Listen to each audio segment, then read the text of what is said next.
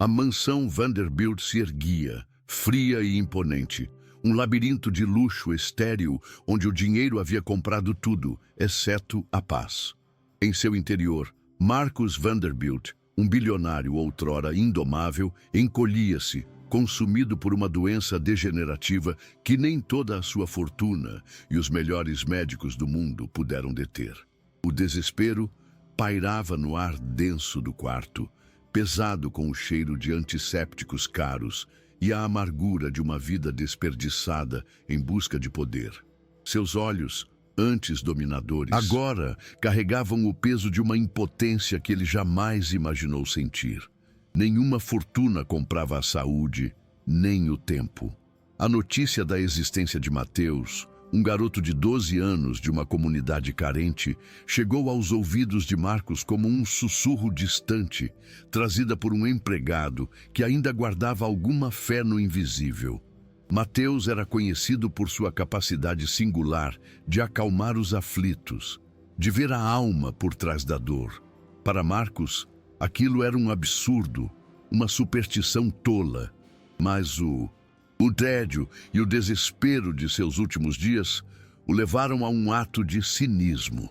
Ele se apoiou na bengala, um sorriso cruel nos lábios secos, tramando um novo divertimento em sua agonia. O ar empoeirado da favela contrastava com o mármore frio da mansão. Mateus, com seus olhos que pareciam guardiões de segredos antigos, foi levado ao mundo de Marcos. Ele não tinha nada além da simplicidade em seu pequeno corpo, mas a presença do menino preencheu o quarto gélido com uma luz inesperada. Marcos, com um olhar de escárnio, lançou seu desafio, uma risada fria ecoando pelo espaço. Se você me curar, te dou 1 milhão. Era a zombaria final. A crença de que tudo, até mesmo a esperança, tinha um preço e podia ser comprada.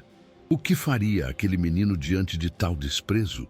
Gostou do começo da nossa história? Inscreva-se no canal para não perder o desfecho e deixe sua opinião sobre o que você acha que vai acontecer. Mateus vivia em um universo de cores vibrantes e sons de risadas, onde a vida florescia, apesar das ruas de terra e das casas simples. Naquela comunidade o dinheiro era escasso, mas a riqueza vinha da união, do abraço no vizinho e da fé inabalável. Ali, Mateus não era um garoto anônimo, mas uma pequena luz. Ele conversava com os velhos da vila, ouvia suas histórias de superação e, sem saber como, suas palavras simples traziam um bálsamo para as dores. Seus olhos, grandes e negros, pareciam enxergar a alma por trás dos corpos cansados, e seu sorriso, genuíno e puro, era um convite à esperança em meio à escassez material. Desde muito pequeno, Mateus desenvolveu uma sensibilidade única. Os animais buscavam seu toque, as plantas pareciam florescer mais sob seu cuidado e as crianças aflitas encontravam consolo em seu abraço silencioso. Não havia lógica científica em seus dons, apenas uma intuição profunda sobre a interconexão de todas as coisas. Ele via a dor não apenas no corpo, mas no vazio do espírito, na alma que se esquecia de amar. Sua bondade era inata. Um rio calmo fluía sem pedir nada em troca, apenas buscando aliviar o sofrimento alheio. Seu lar era a simplicidade, seu luxo, a liberdade de ser quem era. Ainda assim, para o mundo exterior, Mateus era apenas mais um rosto na multidão, facilmente ignorado em sua origem humilde e sua pouca idade. Nos olhos de quem passava apressado, ele não tinha diplomas, não representava poder, não possuía o brilho de um futuro promissor no sentido material. Mas Mateus não se importava com os rótulos. Sua convicção era inabalável. Ele sabia que a verdadeira riqueza não se media em bens, mas na capacidade de curar, de amar e de enxergar a humanidade em cada olhar, mesmo nos mais sombrios e amargos. No luxuoso quarto, Marcus Vanderbilt observava Mateus com um olhar frio, quase predatório. A presença do menino, tão simples e despretensiosa, parecia agredir o ambiente de controle e riqueza do bilionário. Marcos não via a bondade nos olhos de Mateus, apenas a ingenuidade de um garoto de rua que podia ser facilmente manipulado. Sua voz, rouca pela doença, destilava zombaria ao proferir o desafio de $1 milhão. Para ele, era uma piada cruel, uma forma de confirmar que a fé e a intuição de Mateus eram tão insignificantes quanto sua origem humilde. A risada de Marcos era um corte afiado, um eco da descrença que ele tinha em tudo que não fosse palpável. A humilhação era um manto pesado, não apenas nas palavras de Marcos, mas no silêncio condescendente dos funcionários da mansão, acostumados a ver a prepotência do patrão. A oferta de dinheiro, pensada para seduzir e desvalorizar, buscava reduzir a pureza de Mateus a um preço. O garoto podia sentir o peso do julgamento, o choque entre seu mundo de solidariedade e a frieza do império de Marcos. Era um embate entre o materialismo doentio e a pureza de espírito, e Mateus estava no centro dessa tempestade, com apenas sua convicção como escudo contra o desprezo que emanava de Marcos. Ana Lúcia, a filha de Marcos, estava presente, os olhos da jovem médica refletindo uma mistura de vergonha e ceticismo profissional. Ela conhecia a crueldade velada do pai, mas a atitude de Mateus parecia uma afronta à lógica. O silêncio que se seguiu ao desafio foi quebrado apenas pela voz calma do menino. Sem hesitar, sem um pingo de medo, Mateus respondeu a Marcos com uma simplicidade desarmante. Prepare o cheque. A convicção em sua voz, tão pequena, mas tão firme, ressoou no quarto, silenciando as risadas e preenchendo o ar com uma surpresa que pegou a todos desprevenidos. Ana Lúcia, a filha de Marcos e uma médica dedicada, observava Mateus com uma mistura complexa de sentimentos. Seus olhos, acostumados aos prontuários e diagnósticos baseados em evidências, viam apenas um garoto ingênuo, talvez um tanto iludido ou até mesmo um oportunista em busca de uma fortuna que ele mal podia imaginar. Ela sabia que a doença do pai era incurável e a presença de Mateus ali, com sua fala simples e sua promessa implícita de cura, parecia uma farsa cruel, um novo devaneio de um homem desesperado. A lógica da ciência, que ela tanto prezava, gritava contra aquela situação e sua lealdade profissional a impedia de aceitar qualquer esperança infundada. Nos dias seguintes, Ana Lúcia manteve-se à distância, observando Mateus com ceticismo. O menino não receitava remédios, não pedia exames. Em vez disso, sentava-se ao lado da cama do pai, contava histórias de sua comunidade, cantava melodias suaves e trazia flores silvestres que encontrava no jardim da mansão. Marcos previsivelmente reagia com irritação, suas acusações de perda de tempo ecoando pelos corredores. Ana Lúcia sentia-se dividida entre o amor pelo pai e a descrença profissional, mas a persistência silenciosa de Mateus e a calma em seus olhos começaram a semear uma semente de dúvida em sua mente científica. Ainda que sua mente racional rejeitasse a abordagem de Mateus, algo na calma inabalável do garoto e na maneira como ele encarava o sofrimento do pai, sem medo, a intrigá-la. Ela via o pai, tão poderoso e antes invencível, agora vulnerável e amargo, e via Mateus, tão frágil aos olhos do mundo, portando uma força interior que transcendia qualquer explicação lógica. A imagem de Mateus, sentado pacientemente, parecia um espelho, revelando a ela que talvez houvesse mais na cura do que os livros de medicina poderiam ensinar, algo que sua ciência ainda não alcançara. A amargura de Marcus Vanderbilt era uma parede impenetrável, e as tentativas de Mateus pareciam bater contra ela sem sucesso. Em um dia particularmente sombrio, Marcos, em um acesso de raiva e desespero, tentou subornar o menino. Ofereceu-lhe uma soma considerável de dinheiro, não como pagamento, mas como uma oferta para que ele simplesmente fosse embora, para que a farsa terminasse e o bilionário pudesse retornar à sua solidão. Era o ápice de sua crença de que tudo e todos tinham um preço, e que a pobreza de Mateus o tornaria vulnerável à tentação, mostrando sua fragilidade e o desespero do homem. Mas Mateus, com a mesma calma que acalmava animais, recusou o dinheiro. Seus olhos profundos encontraram os de Marcos e sua voz, serena, carregava uma verdade inesperada. "Não estou aqui pelo dinheiro", disse o menino, com uma simplicidade que desarmava a fúria do homem. "Estou aqui pela cura." A frase ressoou no quarto, não como um desafio, mas como uma declaração de propósito. Marcos ficou momentaneamente sem palavras. Aquela atitude, tão desprovida de interesse material, era um comportamento que Marcos não conseguia decifrar. Aquele dinheiro era a sua maior arma e ela falhara. A recusa do dinheiro foi a semente da virada.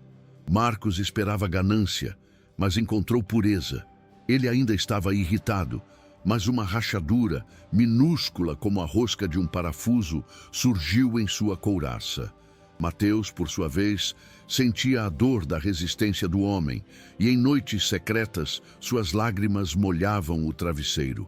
A tarefa de alcançar a alma daquele gigante de arrogância parecia impossível, mas a cada manhã ele retornava ao lado da cama de Marcos com a mesma determinação silenciosa, um sorriso genuíno e a fé inabalável, buscando uma luz onde a ciência já havia declarado escuridão e desespero. Essa parte da história te tocou? Inscreva-se para não perder o que vem a seguir e comente se você já viveu uma situação onde a cura veio de um lugar inesperado. Os dias se transformaram em semanas.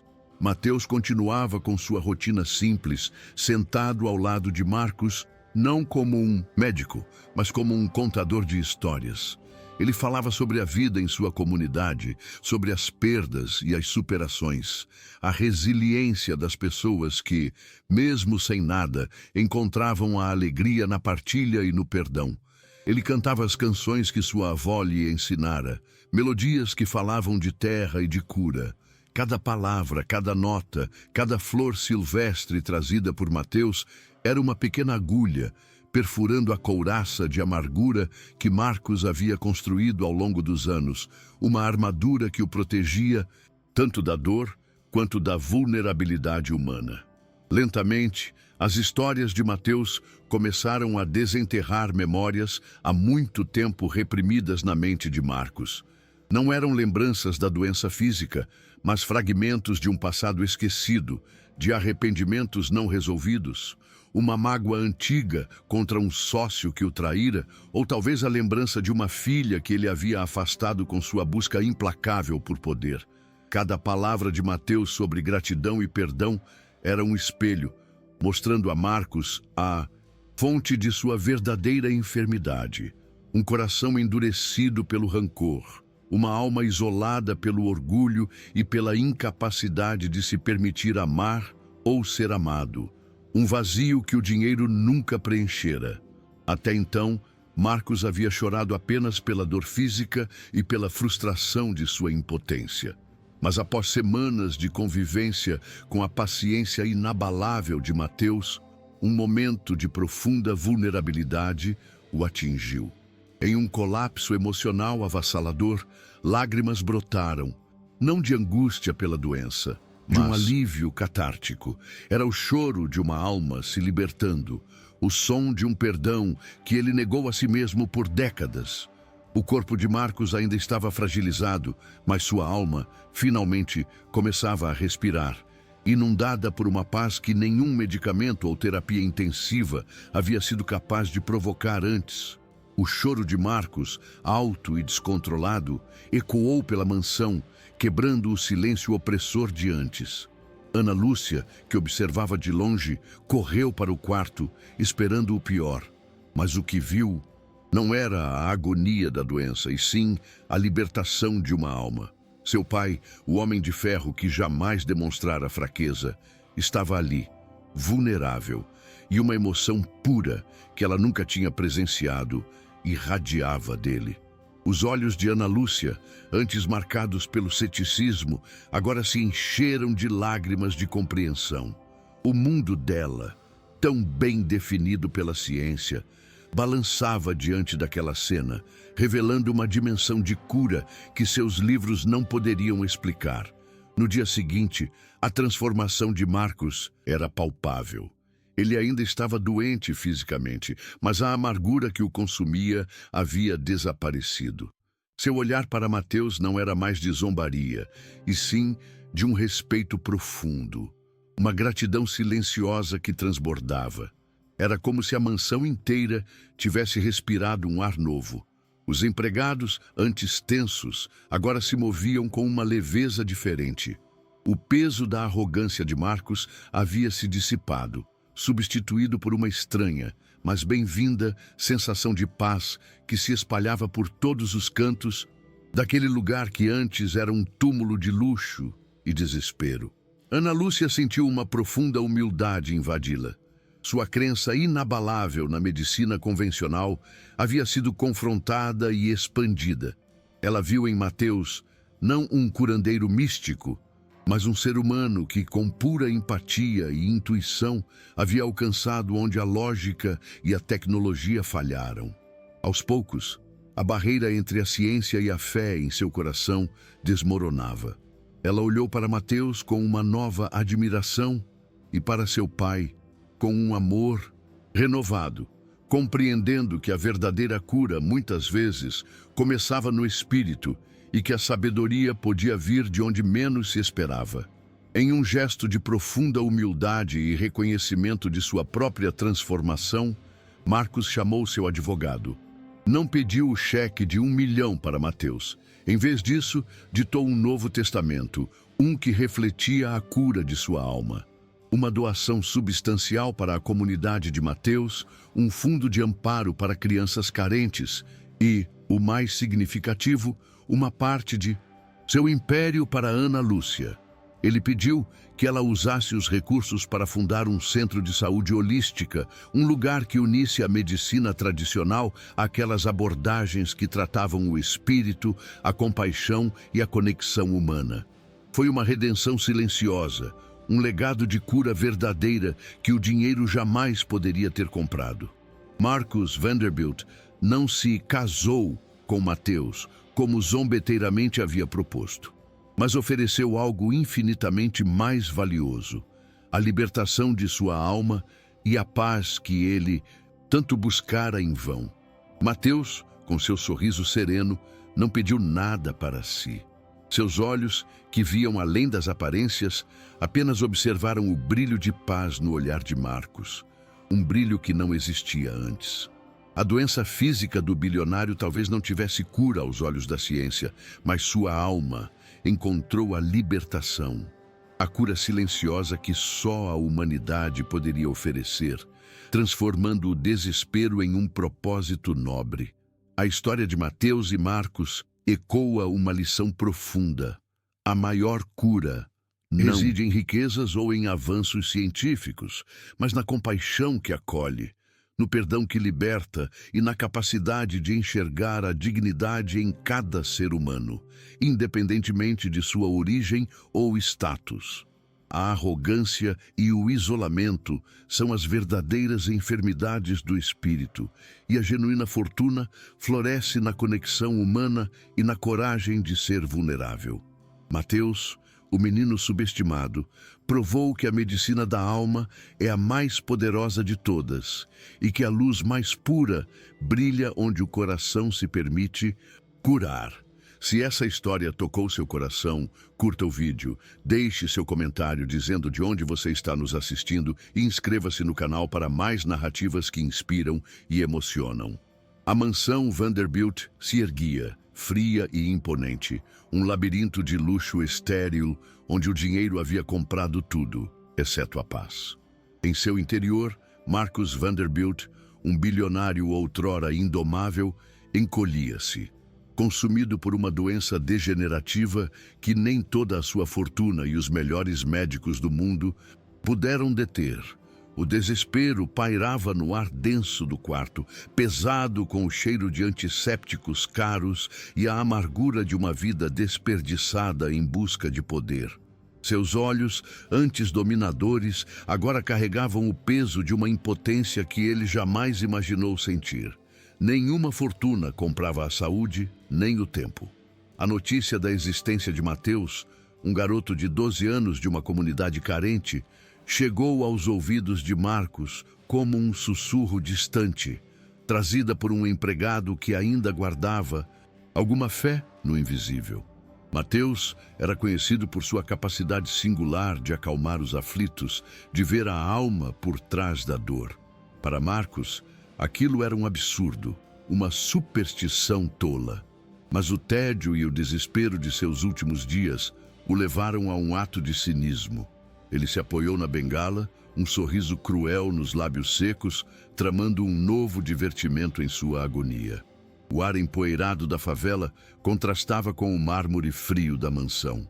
Mateus, com seus olhos que pareciam guardiões de segredos antigos, foi levado ao mundo de Marcos.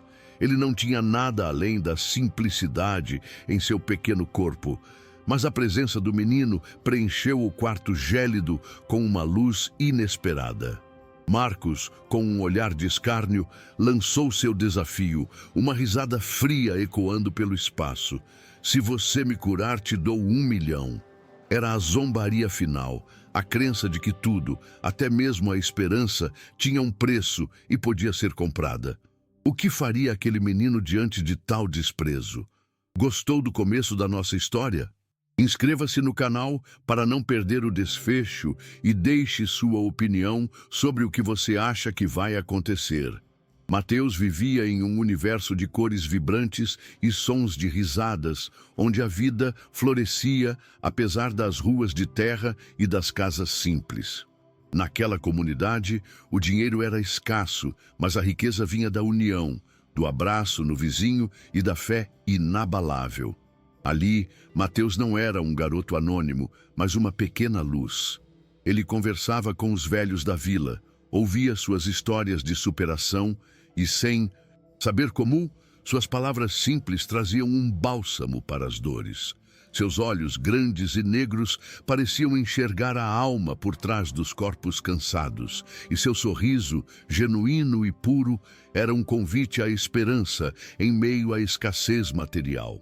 Desde muito pequeno, Mateus desenvolveu uma sensibilidade única.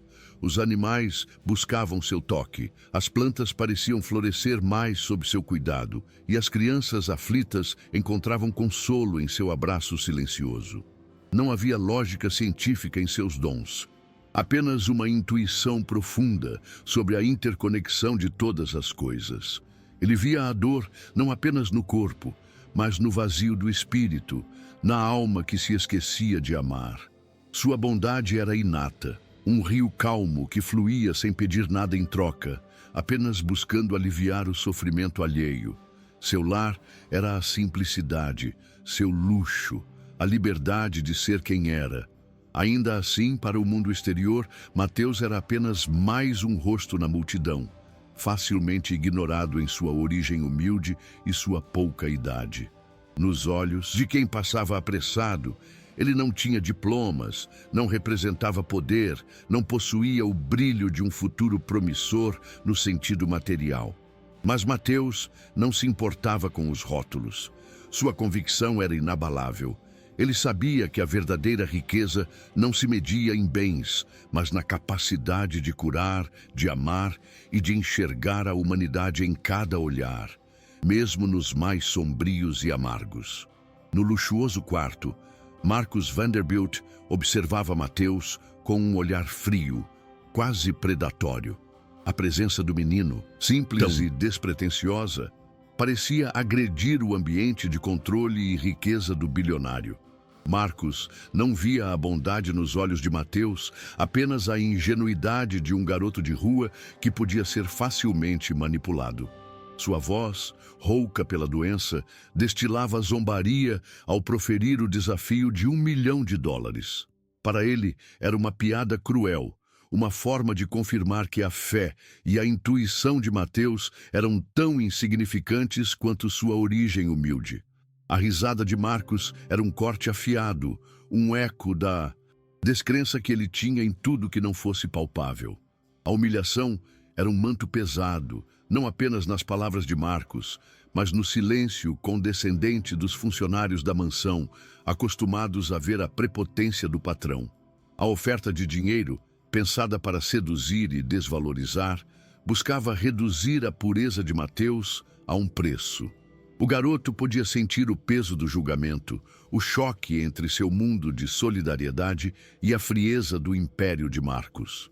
Era um embate entre o materialismo doentio e a pureza de espírito, e Mateus estava no centro dessa tempestade, com apenas sua convicção como escudo contra o desprezo que emanava de Marcos. Ana Lúcia, a filha de Marcos, estava presente, os olhos da jovem médica refletindo uma mistura de vergonha e ceticismo profissional. Ela conhecia a crueldade velada do pai, mas a atitude de Mateus parecia uma afronta à lógica.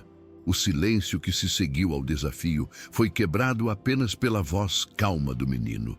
Sem hesitar, sem um pingo de medo, Mateus respondeu a Marcos com uma simplicidade desarmante: "Prepare o cheque." A convicção em sua voz, tão pequena, mas tão firme, ressoou no quarto, silenciando as risadas e preenchendo o ar com uma surpresa que pegou a todos desprevenidos.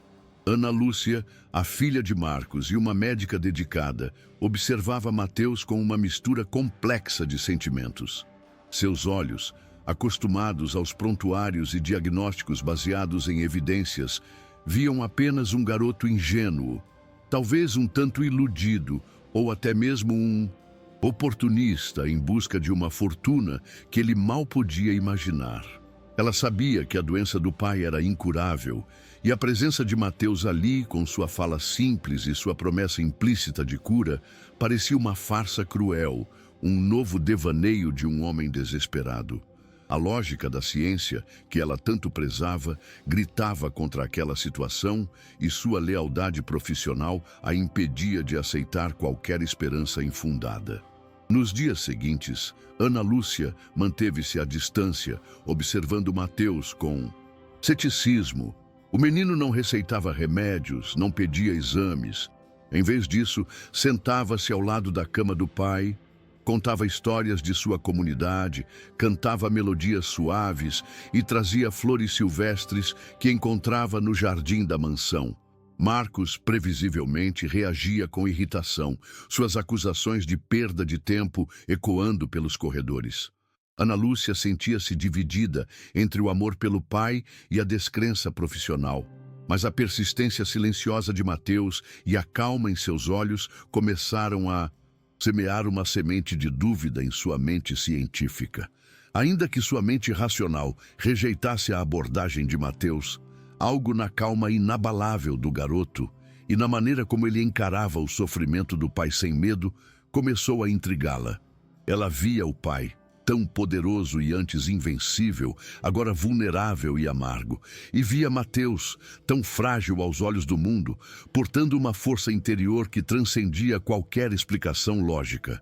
A imagem de Mateus, sentado pacientemente, parecia um espelho, revelando ela que talvez houvesse mais na cura do que os livros de medicina poderiam ensinar, algo que sua ciência ainda não alcançara. A amargura de Marcus Vanderbilt era uma parede impenetrável, e as tentativas de Mateus pareciam bater contra ela sem sucesso. Em um dia particularmente sombrio, Marcus, em um acesso de raiva e desespero, tentou subornar o menino. Ofereceu-lhe uma soma considerável de dinheiro, não como pagamento, mas como uma oferta para que ele simplesmente fosse embora, para que a farsa terminasse e o bilionário pudesse retornar à sua solidão. Era o ápice de sua crença de que tudo e todos tinham um preço. e que a pobreza de Mateus o tornaria vulnerável à tentação, mostrando sua fragilidade e o desespero do homem. Mas Mateus, com a mesma calma que acalmava animais, recusou o dinheiro. Seus olhos profundos encontraram os de Marcos e sua voz, serena, carregava uma verdade inesperada. "Não estou aqui pelo dinheiro", disse o menino com uma simplicidade que desarmava a fúria do homem. "Estou aqui pela cura." A frase ressoou no quarto, não como um desafio, mas como uma declaração de propósito. Marcos ficou momentaneamente sem palavras. Aquela atitude tão desprovida de interesse material era um comportamento que Marcos não conseguia decifrar. Aquele dinheiro era a sua maior arma e ela falhara. A recusa do dinheiro foi a semente da virada. Marcos esperava ganância, mas encontrou pureza. Ele ainda estava irritado, mas uma rachadura, minúscula como a rosca de um parafuso, surgiu em sua couraça. Mateus, por sua vez, sentia a dor da resistência do homem, e em noites secretas suas lágrimas molhavam o travesseiro. A tarefa de alcançar a alma daquele gigante de arrogância parecia impossível, mas a cada manhã ele retornava ao lado da cama de Marcos com a mesma determinação silenciosa, um sorriso genuíno e a fé inabalável, buscando uma luz onde a ciência já havia declarado escuridão e desespero. Essa parte da história te tocou? Inscreva-se para não perder o que vem a seguir e comente se você já viveu uma situação onde a cura veio de um lugar inesperado. Os dias se transformaram em semanas. Mateus continuava com sua rotina simples, sentado ao lado de Marcos, não como um médico, mas como um contador de histórias. Ele falava sobre a vida em sua comunidade, sobre as perdas e as superações, a resiliência das pessoas que, mesmo sem nada, encontravam a alegria na partilha e no perdão. Ele cantava as canções que sua avó lhe ensinara, melodias que falavam de terra e de cura. Cada palavra, cada nota, cada flor silvestre trazida por Mateus era uma pequena agulha, perfurando a couraça de amargura que Marcos havia construído ao longo dos anos, uma armadura que o protegia tanto da dor quanto da vulnerabilidade humana. Lentamente, as histórias de Mateus começaram a desenterrar memórias há muito tempo reprimidas na mente de Marcos. Não eram lembranças da doença física, mas fragmentos de um passado esquecido, de arrependimentos não resolvidos. Uma mágoa antiga contra um sócio que o traíra, ou talvez a lembrança de uma filha que ele havia afastado com sua busca implacável por poder. Cada palavra de Mateus sobre gratidão e perdão era um espelho, mostrando a Marcos a fonte de sua verdadeira enfermidade. Um coração endurecido pelo rancor, uma alma isolada pelo orgulho e pela incapacidade de se permitir amar ou ser amado. Um vazio que o dinheiro nunca preenchera. Até então, Marcos havia chorado apenas pela dor física e pela frustração de sua impotência. Mas após semanas de convivência com a paciência inabalável de Mateus, um momento de profunda vulnerabilidade o atingiu. Em um colapso emocional avassalador, lágrimas brotaram, não de angústia pela doença, mas de um alívio catártico. Era o choro de uma alma se libertando, o som de um perdão que ele negou a si mesmo por décadas.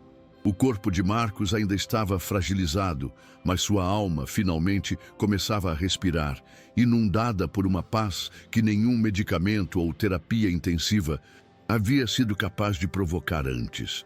O choro de Marcos, alto e descontrolado, ecoou pela mansão, quebrando o silêncio opressor de antes.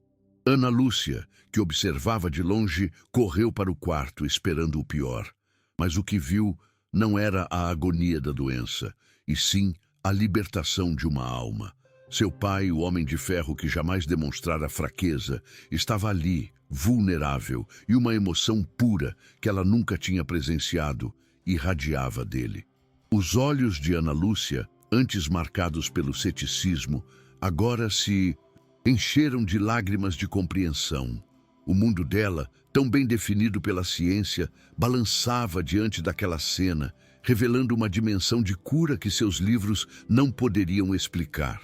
No dia seguinte, a transformação de Marcos era palpável. Ele ainda estava doente fisicamente, mas a amargura que o consumia havia desaparecido.